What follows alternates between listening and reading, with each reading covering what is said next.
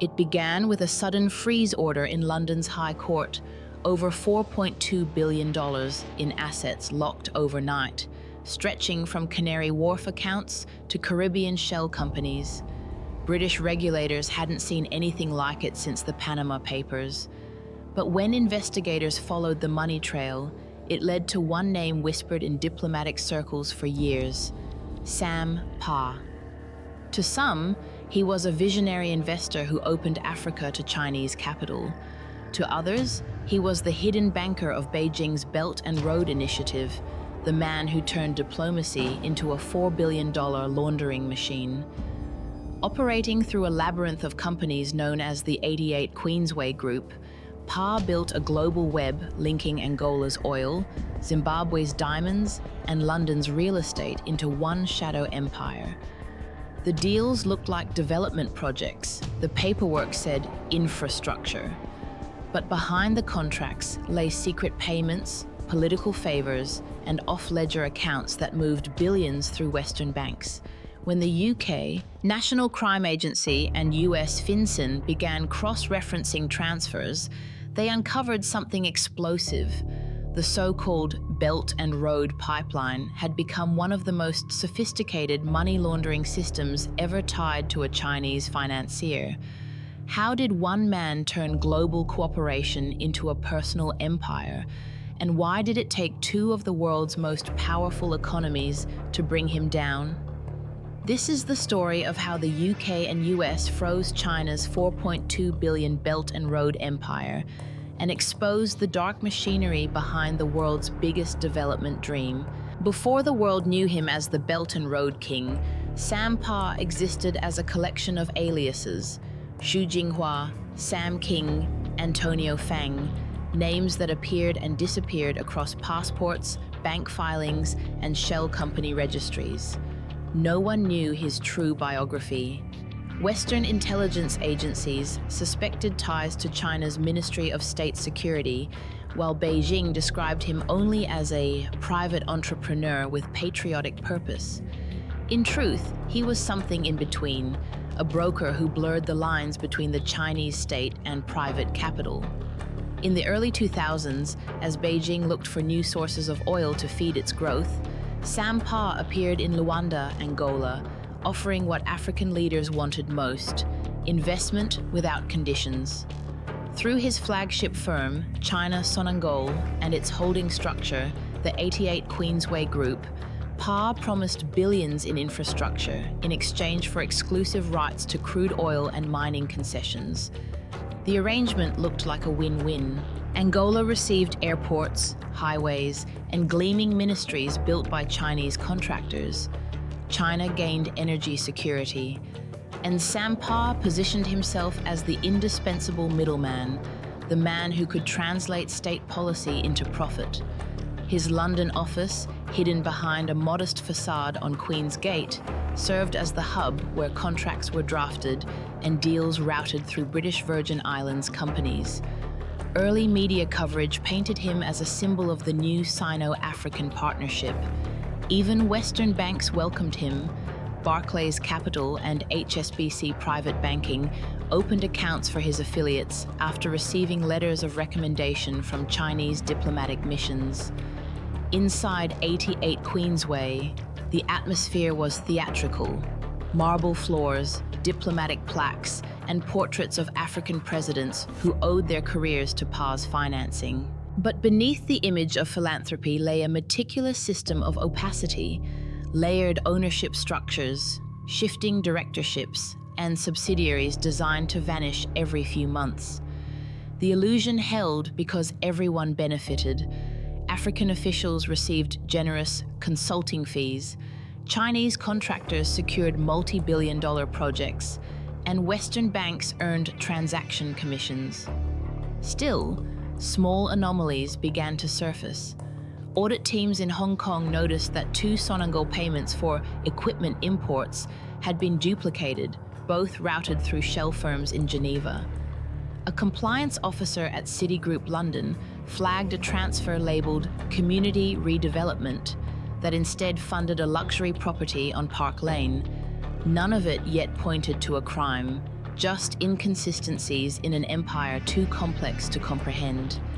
By 2014, Sam Pa had become the invisible architect behind much of China's outreach to Africa, but the same secrecy that protected him was beginning to draw attention. Western regulators started asking a dangerous question: who really owned the money flowing through the Belt and Road? By the time investigators began mapping Sam Pa's network, the 88 Queensway group had already evolved into a shape-shifting organism, part conglomerate, part intelligence shell, and part personal fortune. On paper, it consisted of more than 80 interlinked entities registered in Hong Kong, the British Virgin Islands, Singapore, and Angola, each holding assets that appeared legitimate: mining contracts, oil supply chains, or construction bids under the Belt and Road Initiative. But what connected them was a single bank corridor: London. Almost every major transaction passed through the city's financial arteries before vanishing offshore. The structure was brilliant in its simplicity. China Sonangol International, the group's flagship, acted as the front end that negotiated oil deals with Sonangol EP, Angola's national oil company. Payments for crude shipments were split. One portion wired to the Angolan state, another to an infrastructure partner in Hong Kong, and a third, often hundreds of millions, sent to shell firms like Patras Group Holdings or Bayer Capital. These entities had no employees, no physical offices, and yet they handled sums large enough to rival state budgets. Through correspondent accounts in Barclays, Standard Chartered, and Citigroup, the funds were disguised as consulting fees, risk premiums, or logistics prepayments. A leaked compliance report from Barclays in 2016 described a high-volume, repetitive transaction pattern consistent with laundering typologies linked to politically exposed persons. That phrase became the red flag that drew in FinCEN. Analysts discovered that from 2010 to 2015, more than $4.2 billion had circulated through accounts linked to 88 Queensway, routed via Delaware LLCs, Swiss intermediaries, and Panamanian trusts. The money then resurfaced in London property acquisitions, including a $45 million mansion in Mayfair and a commercial block on Canary Wharf, both purchased through proxies. The real genius of Sam Pa's network lay in its dual identity. To Beijing, Queensway looked like an unofficial extension of Chinese soft power, a tool to finance allies and secure natural resources.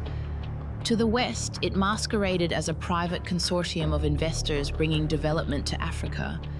This diplomatic ambiguity made it nearly untouchable. Western compliance teams hesitated to probe too deeply for fear of offending Chinese state interests, while African governments saw Queensway as their lifeline to global markets. But hidden emails seized later from an intermediary firm in Zurich revealed that the system's purpose wasn't only profit, it was leverage. In one exchange, an Angolan official asked for discretionary development bonuses, and a Queensway executive replied, "Handled through London as usual." Another memo listed recurring payments labeled ZIM VIP, shorthand for Zimbabwean political clients. By late 2015, the U.S. Office of Foreign Assets Control, OFAC, began to connect the dots. Queensway's financial fingerprints matched transfers linked to sanctioned entities in North Korea and Zimbabwe, suggesting the network had quietly facilitated arms payments and political funding. The illusion of development was collapsing, replaced by the outline of a state-adjacent laundering empire. Still, the money moved faster than the bureaucracy chasing it.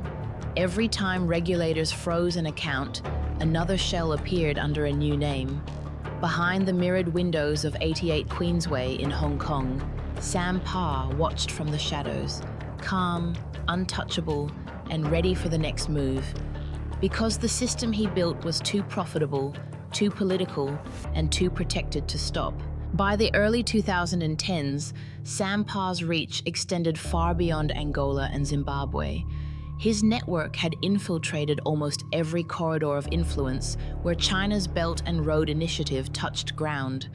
From Caracas to Harare, he emerged as the man who could convert political loyalty into liquidity, the invisible banker of a new world order.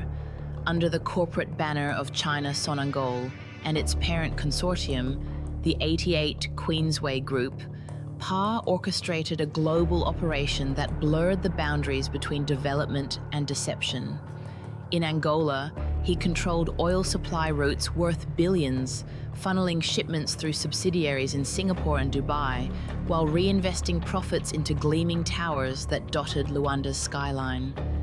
In Zimbabwe, he partnered with officials close to Robert Mugabe, exchanging mining concessions for infrastructure credits. Western diplomats later called the deals aid that paid itself twice. Meanwhile, Pa's agents in London and Lisbon quietly acquired prime properties, townhouses, office blocks, and waterfront hotels, each financed by consulting firms that existed only on paper. His power came not from violence or charisma, but from invisibility. Pa rarely appeared in photos. When he did, it was beside presidents or ministers, always smiling, always silent. He was the shadow figure who arrived with contracts already signed and funds already cleared. Insiders described him as a ghost with unlimited credit. Even Chinese SOEs like CITIC Group and Sinopec, seeking entry into Africa's energy sector, used his channels to expedite agreements. To them, Sam Pa was an unofficial diplomat, someone who could accomplish what bureaucrats could not. But with expansion came exposure. As Queensway's footprint grew, so did scrutiny. Investigative journalists from Reuters and the Financial Times began piecing together patterns. Identical company directors, shared addresses in Hong Kong, and a maze of shell entities linking Pa to projects financed under Belt and Road memoranda. A landmark article titled The 88 Queensway Connection in 2017 finally broke the illusion, suggesting that the Belt and Road wasn't just about trade, it was also a mechanism to recycle capital through offshore channels. Behind closed doors, Western intelligence services took notice. MI6 Financial Intelligence Unit and FinCEN analysts launched a classified review of Chinese-linked accounts moving through London clearing bank networks. One flagged transaction stood out, a $250 million transfer from China Sonangol Hong Kong to a holding firm in Panama, then on to Barclays London, where it was labelled loan settlement. The receiving account belonged to Patras Group Limited, already tied to Pa's network. That single wire became the pivot point of an international investigation that would soon spiral into diplomatic tension between London, Washington, and Beijing. Inside Queensway's Hong Kong headquarters, panic spread. Internal memos urged staff to redirect flows via intermediaries in Mauritius and the Seychelles. Pa, however, remained unshaken. He reportedly told an associate, "You can't freeze a bridge between nations." Yet, by 2021, that bridge was cracking. For the first time, Chinese state media stopped mentioning Queensway in its Belt and Road coverage.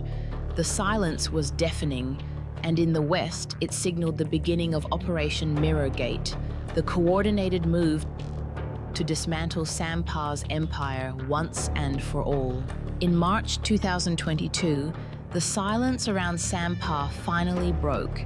After nearly 2 decades of suspicion, two of the world's most powerful financial watchdogs, the UK National Crime Agency, NCA, and the US Department of Justice's Money Laundering and Asset Recovery Section, MLRs, launched a joint strike codenamed Operation Mirrorgate. The target? A network of 23 bank accounts across London, New York, and Zurich, all linked to 88 Queensway Group and its web of offshore proxies.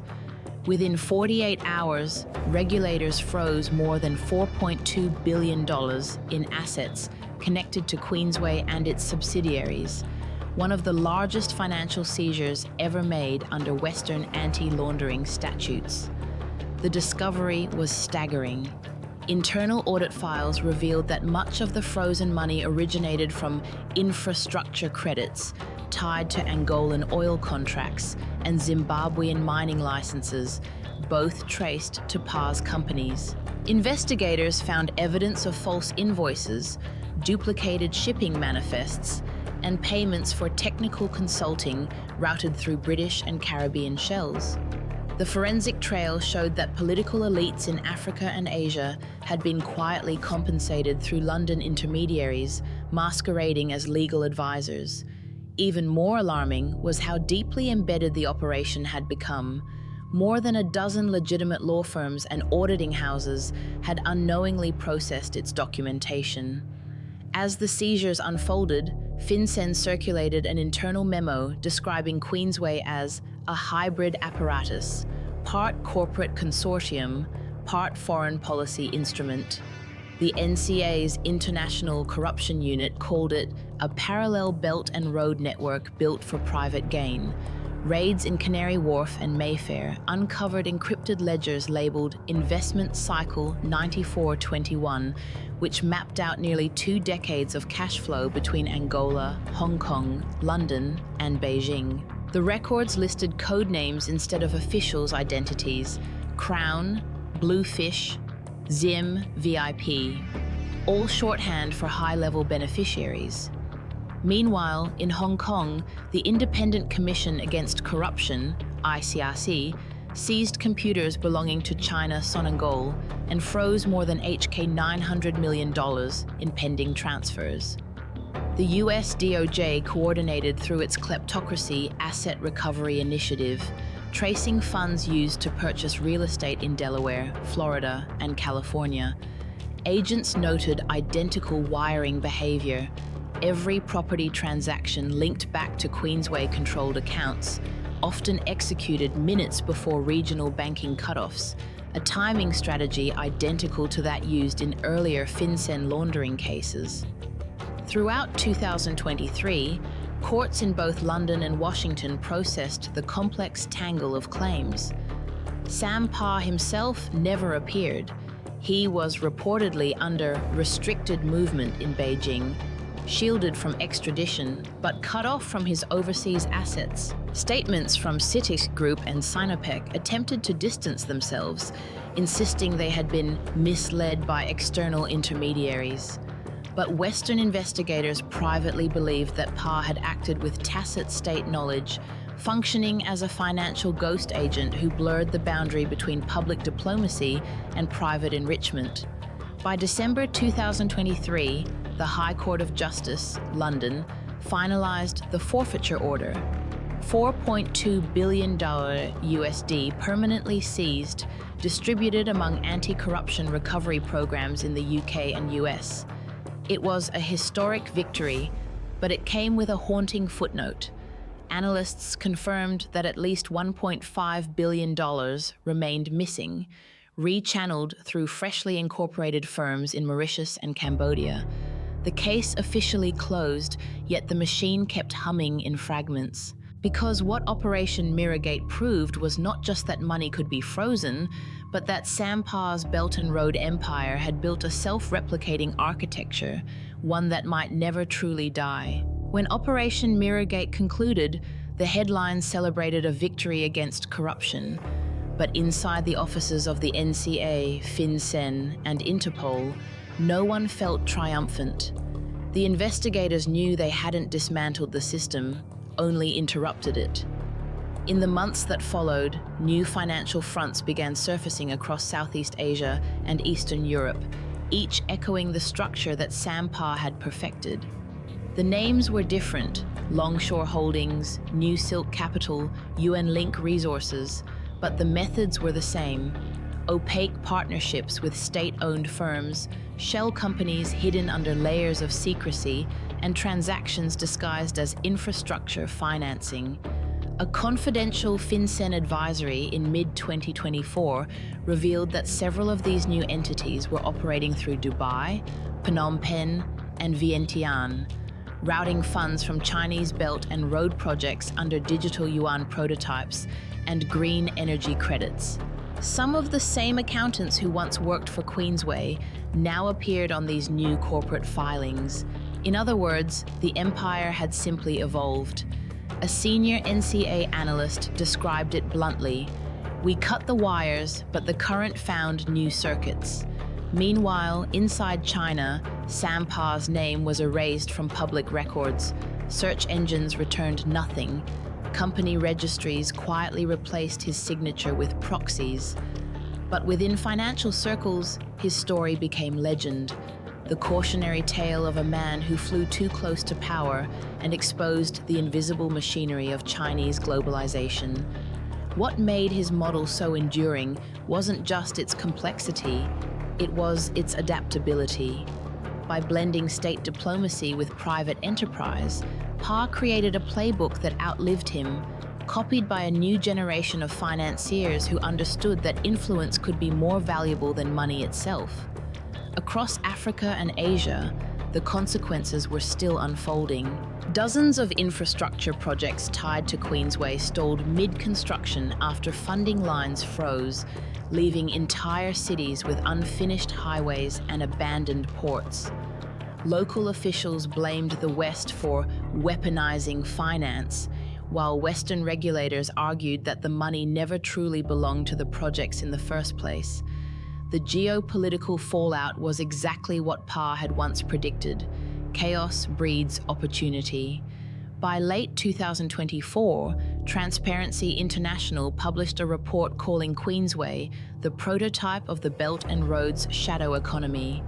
The study concluded that while Sampa's arrest and the $4.2 billion seizure marked a milestone, the broader system of state-linked private enrichment remained intact.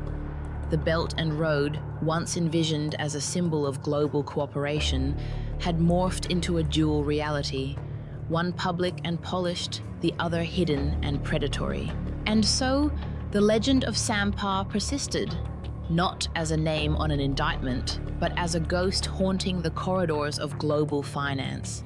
His empire had fallen, yet his design survived, replicated, decentralized, and embedded in the very system meant to destroy it.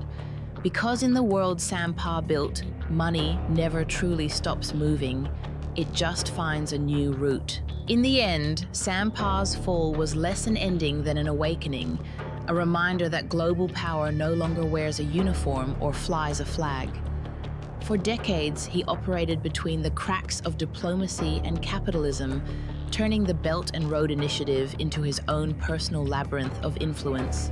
When the UK and US finally froze his $4.2 billion network, they didn't just expose one man's corruption, they revealed the hidden cost of an era built on unchecked ambition and blurred loyalties.